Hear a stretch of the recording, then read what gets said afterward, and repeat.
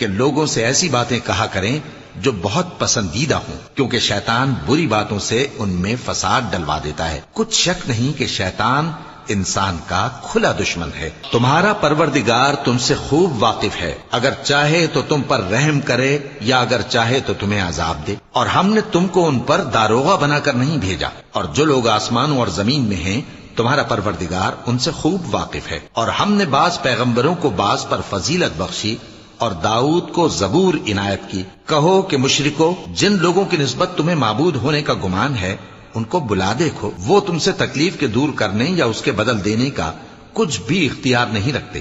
یہ لوگ جن کو اللہ کے سوا پکارتے ہیں وہ خود اپنے پروردگار کے ہاں ذریعہ تقرب تلاش کرتے رہتے ہیں کہ کون ان میں اللہ کا زیادہ مقرب ہوتا ہے، اور اس کی رحمت کے امیدوار رہتے ہیں اور اس کے عذاب سے خوف رکھتے ہیں۔ بے شک تمہارے پروردگار کا عذاب ڈرنے کی